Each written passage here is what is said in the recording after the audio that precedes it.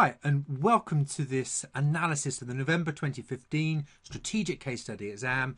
My name is Nick Best, and I'm going to be using my 9 years of case study experience, having worked through now, 30, 40 different case studies in that time at the final level of CIMA. And I want to take all that knowledge and experience and use that to guide you as to what you need to look for in the pre-scene, in terms of what's most likely to come up in the pre-scene, in terms of the analysis of this case, the strategy of the business, where we should be taking this forward, what that means for your exam, and hopefully focusing you on what it takes for you to pass this exam, which is really what this is all about.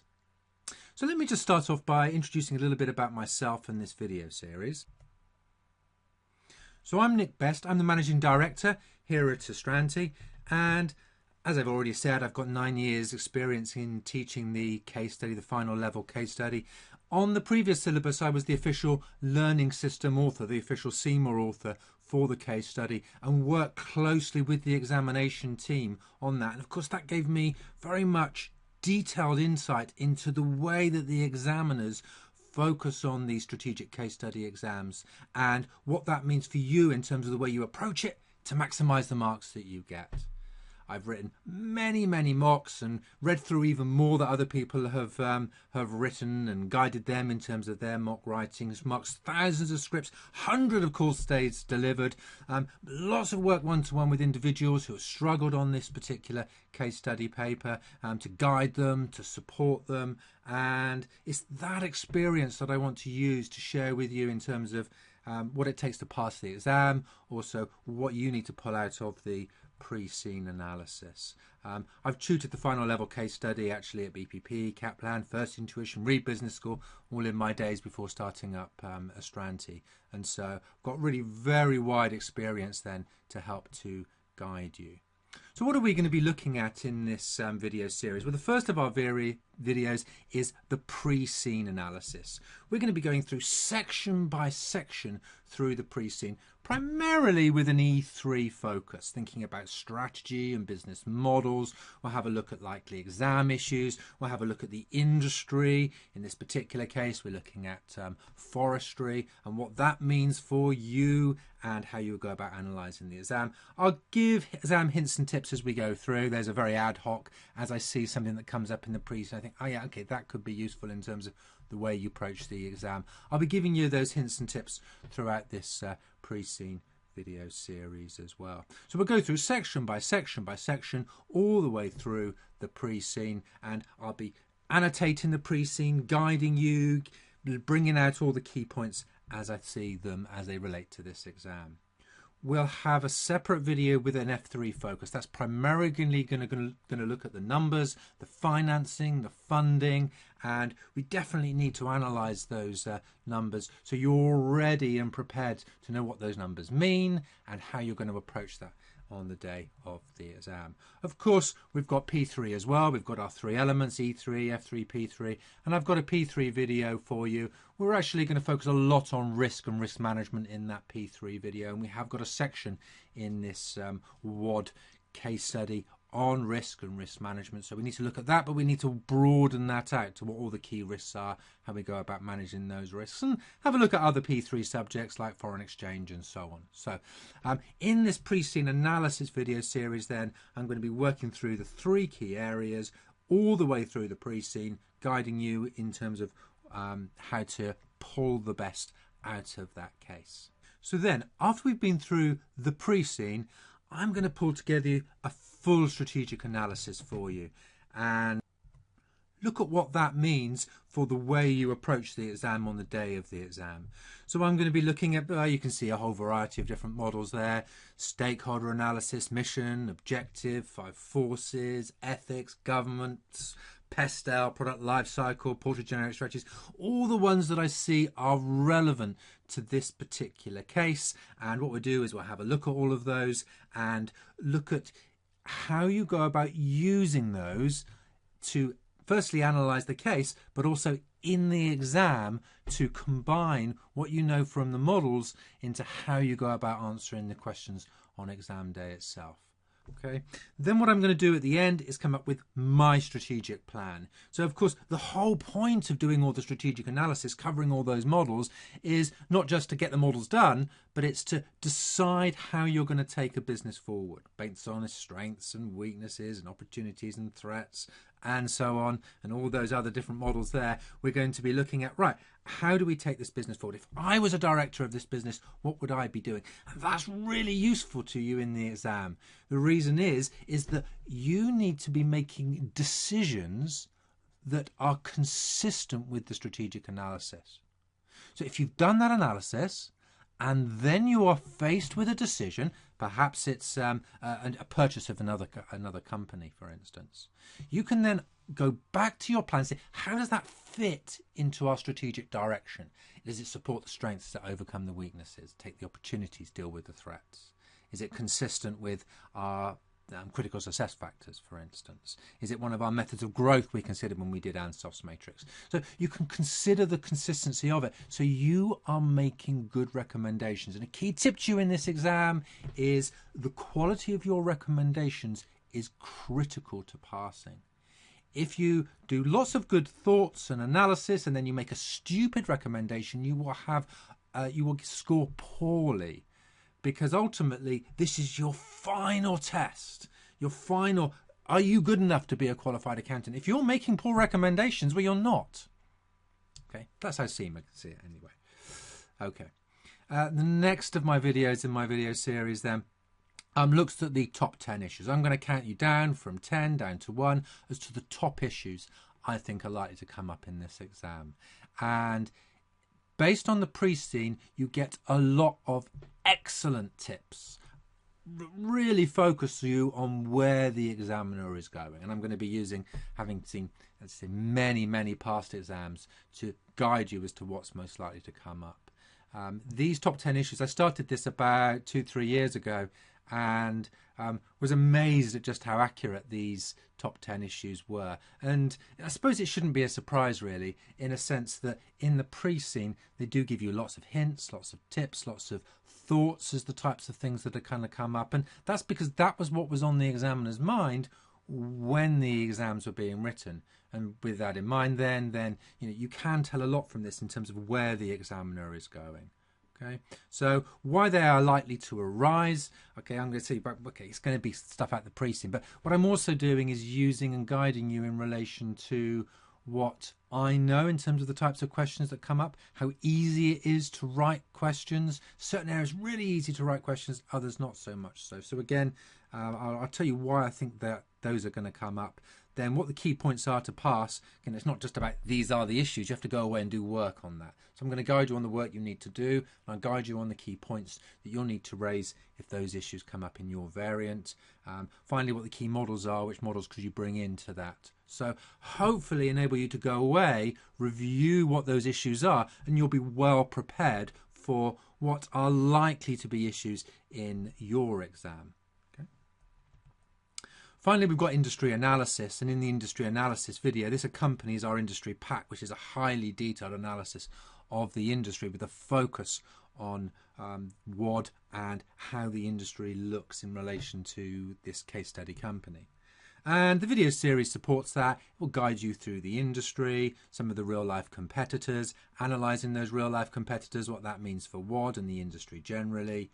An analysis of one real-life competitor in a lot more detail. So we'll examine that competitor as a guide to what's happening in the real world. Now, you must use industry examples in your script. There's no getting away from that. The examiners are looking for that. And what we've got for you in our industry analysis in our pack and also in the videos are some specific industry examples that you can include in your script that will score marks. And so that's going to be really critical for you, is to learn those industry examples. And we've picked the best ones, the ones that we think are most likely for you to be able to use. And so that's what's in our video series and indeed our industry pack as well. So this video series then consists of analysing the Preseen to start off with, doing a strategic analysis, doing the top 10 issues, and then a wider, broader strategic analysis with the whole idea of really helping you prepare as best you can for the exam. Okay, so let's go on to our first of these videos then. And in this first video, we're going to be looking at the Preseen analysis. And this is going to be the first of many videos going through section by section through the Preseen analysis. Now, I will assume no prior knowledge as I progress, okay? And I will try not to bring up stuff from later on in the Preseen early on, which means that what you can do is kind of work through with me. I'm not expecting you to read the whole thing through first. You can kind of read through section by section as I read through section by section, and we'll kind of learn as we go through together. Okay.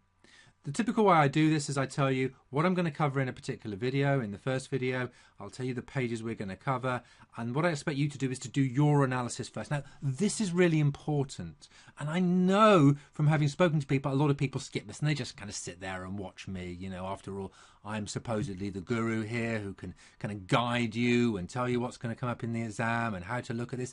Well, you know, I've got a lot of experience on that, but do you know what's better from you from a learning point of view? Is that you read, you analyse, you think, then you can then add my thoughts on top of your own. And therefore, you can then learn from me on top of you having put thought in. And it's really beneficial for you to have put that thought in first. Okay, so at the start of every video, I tell you what sections I'm going to cover. I'll then ask you to go away, do your own reading, analysis of those sections, come back, listen to my view, and we pull those things together. Okay, then I'll go and do an F3 video and a P3 video, and so we'll cover really E3 as part of the section by section, F3 and P3. I do cover bits of F3 and P3 as I go through as well, but I'm leaving those to the separate videos. Okay, so that's how this is going to work. Now, just before we start doing that, some notes on the Preseen itself. The Preseen is the background, it's the context. Please do not pre-write anything based on the Preseen. Some people go into the exam having made decisions about where they want to take this business going forward. Now, it's useful to have that as background, but use it as background. If you've decided that we do need to expand the business, okay, we need to buy a competitor or something like that, okay, you need to see what comes up on the day of the exam and decide if that is appropriate given the issue that came up in the exam. And then write about the issue and answer the question on the day of the exam, not something you've pre-decided. So you use it as background, but my key message to you is to deal with what comes up on the day of the exam and focus your answer around that using the Preseen as context. Great. So let's start to get into the Preseen itself then. Let's get started. And to get started, what I'd like you to do is, much as I was just explaining to you, I'd like you to read some sections of this before I give you my views. Okay. So I'd like you to read down to the end of page 6. This is going to cover the company background, the extracts from the integrated report on the introduction, and the strategic report. So it's going to take you through this company background here, and we're basically going to go through this section with some tax grant harvesting. There's the pictures. Okay, so read that through. Not much text in there, big, a whole load of big space, and then the projects there at the end. So have a read through of all of that. Do your own analysis. Now, what types of things are you looking for as you're analysing? Think, what business models could be relevant as you're starting to build up your strategic analysis? What issues are being hinted at from the examiner here that could come up in the exam? What does it mean in relation to P3, E3, F3? Any particular topics you think are most relevant? Who are the key stakeholders that are mentioned here, and what does this mean in terms of how we treat them, and so on and so on. So aim to do as much analysis as you can, and then as soon as you've finished, come on back to me and I'll give you my thoughts. Okay, so off you go and do that now. Right, so let's start off on the company background then, and let's just start with a quick thought about your role in this case. So your role then is a senior finance manager. You are reporting to the board of directors. Now, we know this because CIMA set out for us the role that you're going to be playing. you need to be analysing the business with a knowledge that's equivalent to what would be someone who has worked in an organisation for a number of years. So you know the business, you know the strategy, you know the position. I should say as well that you've also got knowledge of the industry, hence the reason why you must do industry analysis. And you must bring that analysis into your answers to demonstrate that you know that industry.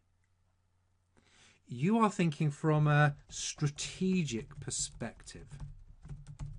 From the business as a whole, what's right from the business as a whole, and of course, as well as that, you're a finance manager, so there's definitely an element here of you talking from a finance perspective, bringing in all your management accounting and business and, in a sense, financial reporting knowledge and experience into the analysis of this case and the answers to the question.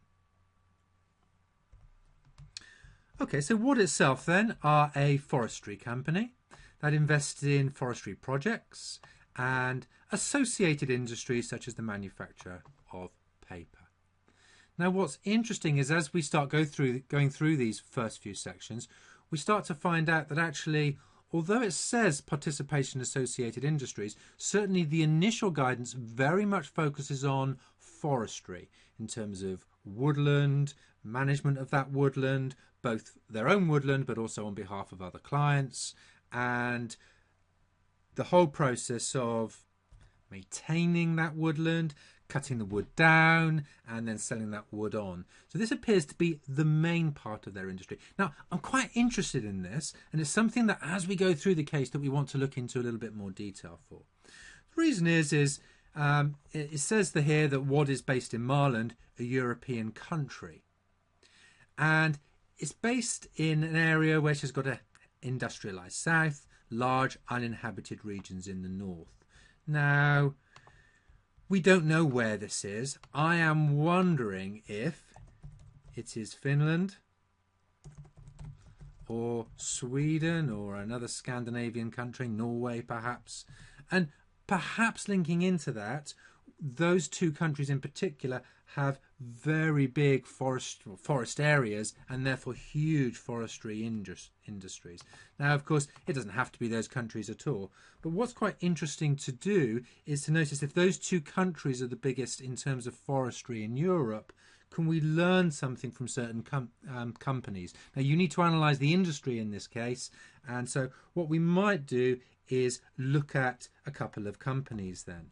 So, for instance, the biggest forestry company in Sweden is, I'm not sure if I can pronounce it actually, Svenska Cellulose Aktieldelat. I've got that wrong. I'm going to call them SCA, which is how they're known for simplicity. Okay, so they own 2.6 million hectares and are the largest private owner, there you go, get that spelt right, of forest land in Europe.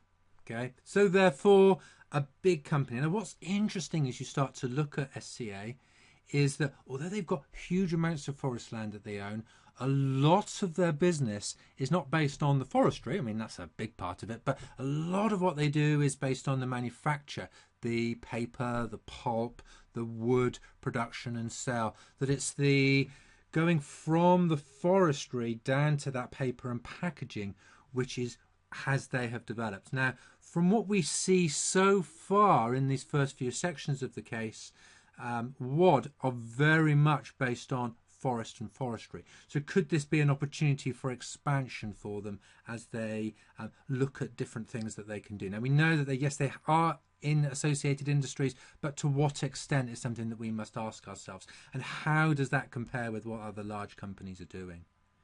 If we look at Finland now, they too have got very large producer, Stora Enso Oij, I'll call it that again.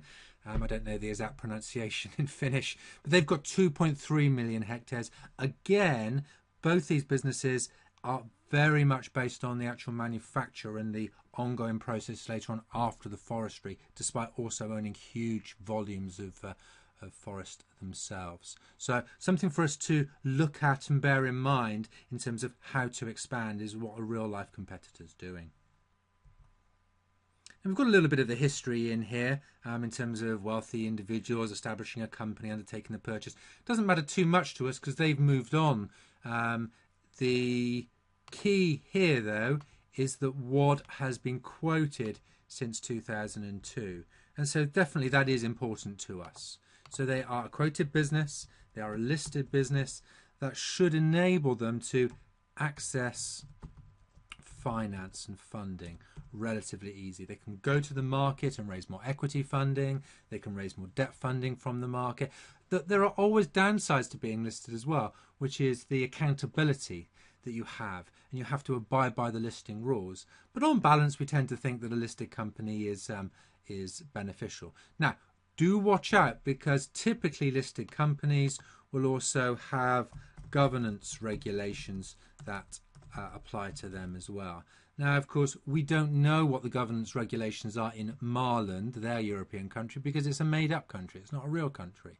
Okay, so very often what we'll do with the governance regulations is just say we'll use the UK code as an example. What I mean by that is, in the exam, what you can do is you can say, using the UK code of corporate governance, the combined code, as an example, if this was applicable in Marland, they would have to do X, Y, and Z. Now, what we'll do is, as we go through the case study, we'll have a particular look at the governance position of the business, and we'll analyse it in relation to that UK code to decide what they're doing well, what they're not doing so well, where they need to improve, and so on. Okay, another key thing to look at in this particular section is that the currency is the $. Now, why we'd have dollars in Europe, I don't know. But the long and short of it is, it's not euros. They're outside the Eurozone, which perhaps is good given the relative difficulty in the Eurozone that there's been over recent years. But certainly what this brings up are issues over foreign exchange. So in terms of an issue that may come up, then foreign exchange, certainly that's been something which has come up in the exam on a number of occasions so far. In this relatively short history of the strategic case study exam, foreign exchange definitely has come up, and they virtually always seem to set the case study companies in a country where there could be foreign exchange issues, simply so that they can bring up that key element of, boy, it's F3 and it's P3 really, foreign exchange. So you can see why they're so keen to be able to test it.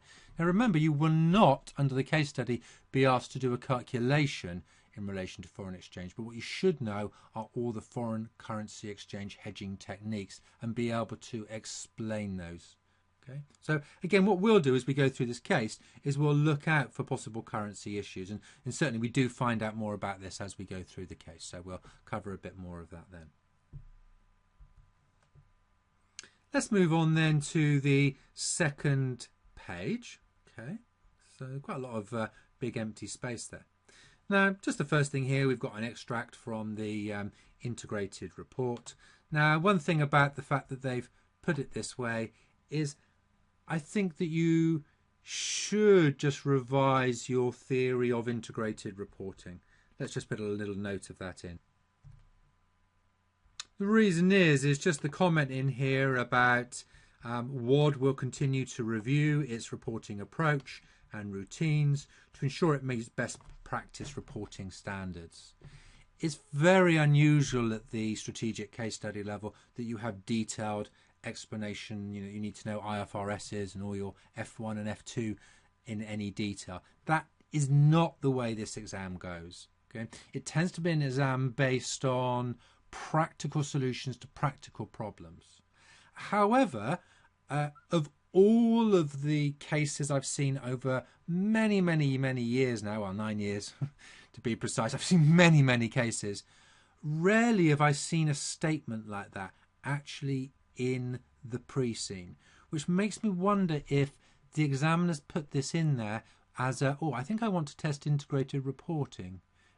Integrated reporting only came into the syllabus at strategic level when the syllabus changed at the start of this year, and so therefore something that's on the examiner's mind, those of you, particularly those of you who studied the old top CIMA and you're kind of still hanging on in there, maybe you've come back to the case study now, or you've failed a couple of sittings along the way, definitely something you want to look up and revise your integrated reporting. Then, the whole concept being that integrated reporting is not just about the finances, it's about understanding the business and giving wider business information, including environmental and sustainability information as well. So you really get a full integrated view of the business. So you need to go away and revise that. I would suggest my kind of one big sort of tip in relation to areas to specifically learn for this. Now, I've said as I go through that I will kind of give you hints and tips.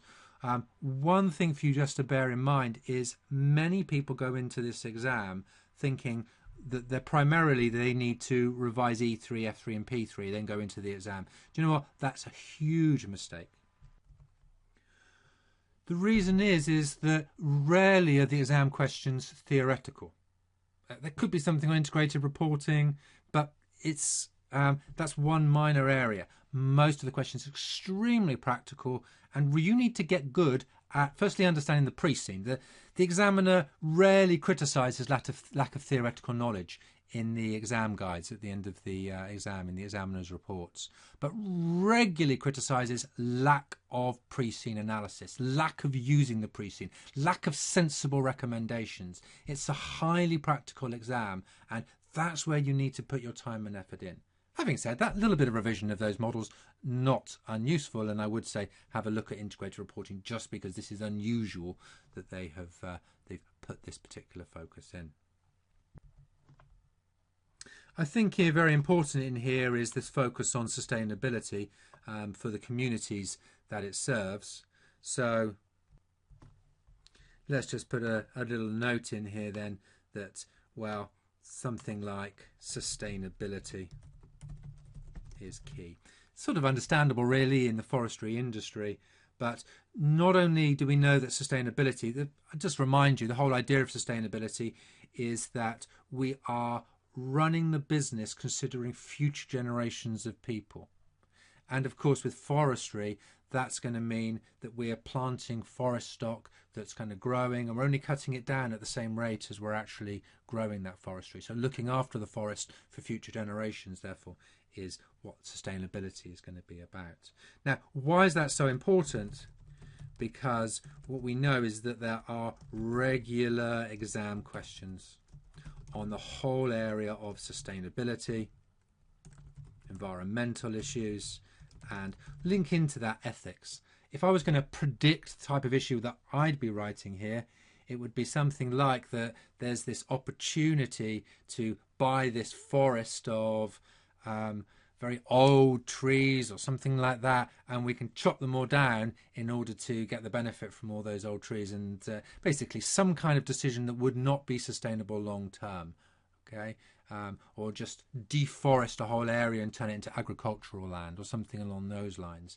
That is the kind of question where CIMA are expecting you to turn around and say, well, no, actually, there might be a positive MPV, there might be a good return, but actually, ethically, we are above that. We are a sustainable company. We look after sustainability for the planet, but also our local communities as well. And therefore, this is very important. It's worth actually mentioning as well that that idea of communities is a stakeholder, and the communities probably, if we think of Mendelow's matrix, where we're looking at the power and the interest of the stakeholder, communities probably reasonably low power unless they get together as a group and get politicians involved. Okay, so but most of the time relatively low power, normally quite high interest. If you were someone living in the forest and the forestry areas of forest that were managed by Wodd, then you definitely have quite a high interest. So someone said definitely that we need to take and be aware of what they're wanting and take their views into account. Okay. When I get round to the strategic analysis, what I'll do is I'll bring together all of our different stakeholders into the Mendelow's matrix, and we'll talk about how we deal with each. But as we find new ones, I'll mention them as we go through. Okay then, so let's move on to our next section.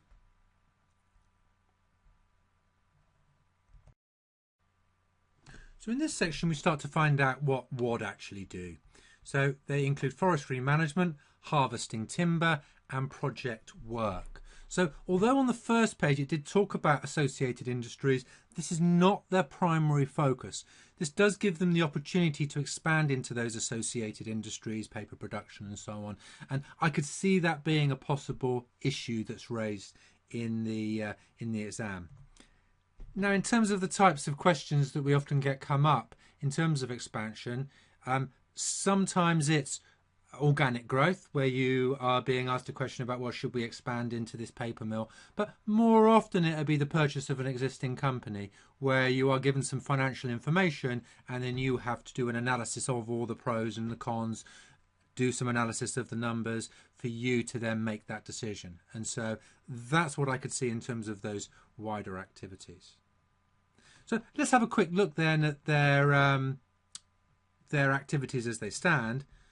The first of their activities then is forestry management, and they both manage their own forests but also those of their clients. And so therefore what we've actually got here is another key stakeholder. Let's pop it in just here. Our customers who own forests being a key customer. We will be managing their forests for them. And actually we get given this little bit of information a little bit lower down about tax and grants. And now for wealthy investors, if they buy themselves some forests, actually it can be very good from a tax point of view. So there's no capital gains tax. And remember, capital gains tax is the tax on the increase in value of an asset.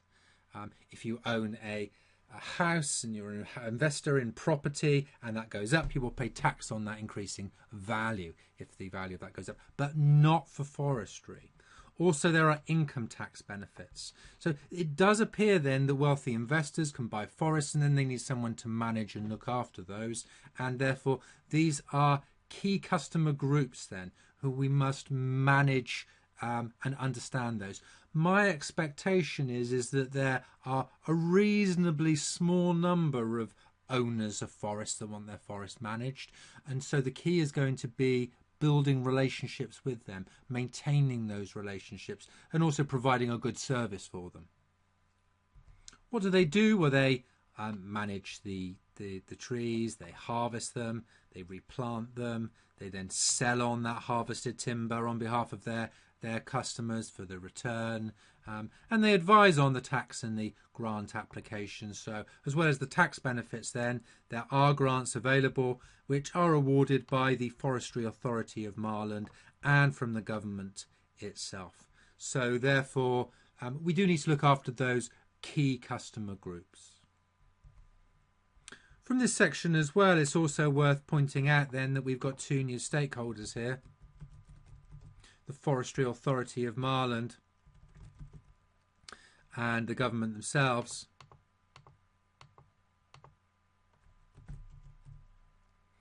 Probably that government is in the keep satisfied box. Normally they are in many particular cases here. And so to keep the government satisfied, you basically want to abide by all laws and regulation. When it comes to grants, then you put those grant applications in all the right ways. You pay your tax as it's due. And the Forestry Authority of Marland are probably a key player. The reason is, let's just skip down a little bit. Well, we'll come back to those other sections in just a moment. Is that Wodd actually do considerable work for the Forestry Authority of Marland. So they are also a key customer. Okay, so therefore, almost certainly then a key player in this particular case, because they're a customer, they're interested in Wodd as someone that's providing services for them, as a major player in the country, but also someone that is there's a lot of power as well because they're providing grants and so on. So very, very important stakeholder, that Forestry Authority. And while we're talking about those then, they might be, we're trying to look for what could this be in the industry. One thing you could look up is the UK's Forestry Commission, which seem to play a very similar role to the Forestry Authority of Marland. And so from that point of view, what do? Well, they are the government body responsible for forestry in the UK. They're independent, but they report to the government. Okay, they are the UK's largest forestry owners, and they own 900,000 hectares of forest. And it's worth bearing in mind what they say their goals are and what they actually do as an organisation. They both manage forests, much as Wodd do. In fact, Wodd are probably doing some of that management on behalf of the Forestry Authority. Okay, in Marland, they are a protector. Now, what they mean by that is that in the forestry industry, there's a whole range of diseases and pests, and therefore they will ensure that the forests are looked after. And if there's any pests that come out in the UK, then they will be the ones that will be helping to prevent that and chopping down trees and so on in order to cut down the ones that have already got the diseases to stop it spreading and so on. They do grants and licenses for the felling of trees and forests generally. They do conservation, looking after forest areas and making sure that they are there for the use of the UK population. They are a restorer. Now, what it means by a restorer is that they will take land that has just basically unused and then bring it back to basically do lots of planting and bring it back into a sort of forest type area. So it's kind of disused, unused land that no one wants to use for any other purpose. They restore that. Also, they provide leisure and recreation, so that they do things like walking trails and cycle trails and paths and look after forests so that people can go out and walk around them and have pleasure from those. So that's what the UK Forestry Commission do. My expectation then is the Forestry Authority of Marland are doing something very similar. Huge organisation, very important. We'll just write it in here, key player, who we need to really look after and make sure that we are meeting their needs, understanding their changing needs, providing good work for them, that we are understanding their goals, meet with them regularly, all these different things to work with that Forestry Authority. Okay. In fact, some of the information here, these amenity forests, is a possible project. This is very similar to in the UK, the leisure or recreation. We're converting a forest into use for the public. Now, the fact that that is mentioned means that for me, that is a likely project that's going to come up in this exam. One where the examiner's obviously thinking, okay, project, maybe give you an NPV, okay, net present value calculation, ask you whether or not it's worth going ahead with this project that the Forestry Authority want you to do. Okay. So let's skip back a little bit then, back to where we were a couple of pages earlier, and we had the Forestry Authority in there giving grants away. What else do Wodd do? Well, they do harvesting. This is basically the cutting of the trees and selling those trees off. And just notice how they are explaining that, you know, that's not always a bad thing. Actually, you do need to do things like remove diseased trees and cut areas down to let light penetrate, to encourage biodiversity for the good of all different plants and other species that are living in the forests. It also can be useful as fire breaks. It's worth bearing in mind that it's a sustainable crop, so that whereas mature trees absorb very little carbon dioxide, your new trees actually absorb a lot. So that's good for pulling the carbon dioxide out of the atmosphere. Remember that what trees also do is they push oxygen out into the atmosphere as well. And so that's a perfect environment. So putting new trees in is also good for sustainability. And we talked a little bit about sustainability earlier. A couple of big pictures here then. Here's a nice big bit of forestry equipment. Okay, so they have invested in the latest logging machinery. That's nice. Now, model-wise, I'd be thinking here about, let's pop it in just there, about pastel. And I'm particularly thinking here about the technology. What we like to see are companies that invest in new technology and get the most from that new technology. So those can fell trees, strip their branches, do it very quickly, make the organisation efficient. Now again, a type of issue that can come up in the exam would be possibly some new other new technology, or some technology that competitors are doing? Should we invest in that? And you'll give all the pros and cons of whether or not you think that that is wise. Okay, whether the examiner was saying here that individual trees are still cut down manually with chainsaws is an interesting one. I'm assuming that what the examiner is getting at is that if you're cutting huge areas of forest, then you're going to bring in one of your big machines. But if you're just going to chop down like a diseased tree that's right in the middle, you just go down and do that manually, which might be practical in the sense you might not be able to get to that tree in any other way. So is there going to be a better way of bringing down individual trees? Is the examiner saying to us there could be some new technology that that's better than just chainsaws that brings those individual trees down? Hard to know really, but just bear that one in mind. Okay, here we've got one of our guys doing just an individual tree. Obviously that's going to be a lot more time consuming, but probably more accurate than the big machinery. Okay, however, key point here then with our guy here cutting his tree down, you've obviously got incredibly dangerous equipment. I'm just looking at that guy now and just imagining if suddenly that chainsaw slipped and touched his leg. Goodness me, think of what would happen to that individual. So this is definitely an issue here, which is health and safety. And let's pop this in. We know that this is something that's come up in the exam on many occasions. As I think back through all the different case studies I've seen in the last 9 years, very, very regular issues in relation to health and safety. Typically what you get is some kind of staff or union who complain about safety. And of course, another reason why this is so popular in the exam is that also from an ethical point of view, we must be doing what's right for our staff. We must have a safe working environment, safe equipment, give them all the right training. And from a pure ethics point of view, we must do it. And also, it's about keeping our staff content and happy, and therefore that's very important too. So I can definitely see that as being an issue. Why else do we think that the examiner is giving us that phrase? It's because they've got it in mind in one of the variants to test health and safety. Okay, and we've already seen this section on projects. And so that brings the section to the end of the things that I asked you to look at for this first video. Okay, in the next video we'll come on and start to look at the business itself, have a look at the chairman's statement, which comes in just down here, and we'll start to analyse some of the issues in that chairman's statement as we can see it on the screen there. Good.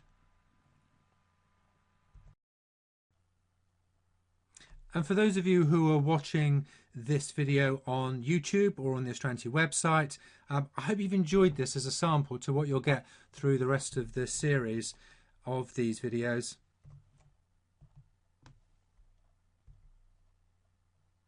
I'm going to carry on going through each of the different elements of the case through the full 30 pages or so, going through section by section by section, much in the way of as we've done this video. I'll then cover F3, I'll then cover P3. So I hope you found this first video useful and think that therefore it's worth you going on and getting the same types of guidance throughout the rest of the case, particularly with a focus of course on things like risk and finance and starting to analyse some of the numbers. On the F3 video I'll actually do some financial analysis and we'll do some comparatives against the actual sample company they've given, like the competitor that they've given us information on. Then there's the strategic analysis. Now there will be a sample available of the strategic analysis, the first part of the strategic analysis video.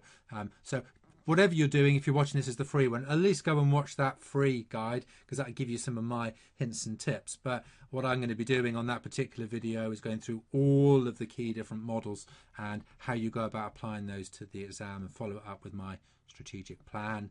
Then my top 10 issues. Now, from this first video, actually, I'm already starting to get some ideas of where I think that the examiner's going. Okay, we've got some ideas in there around foreign exchange, around health and safety. We've got some thoughts in terms of possible expansion opportunities. And so what I do is when I get to the end of my full analysis, I just bring all those ideas together, look at really the full picture of how often they're mentioned in the case, what issues typically come up in the exam, and pull those into what are the top 10, why they're likely to arise, what the key points are that you need to take away from that, which models you can use to actually help examine those.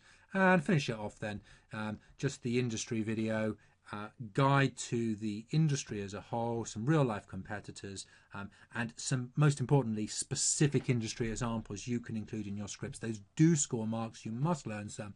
So why not have our guidance in terms of the best ones to use? So hopefully you'll find all of that useful. If you're interested in buying any of those, please go to the Astranti website, have a look under the heading of strategic case study, and you can see a guide to exactly what you get and how much those are. Okay, whatever you decide to do and however you decide to study, I'm just going to leave you by wishing you the best of luck in all of your studies and in your final strategic case study when you come to take the exam.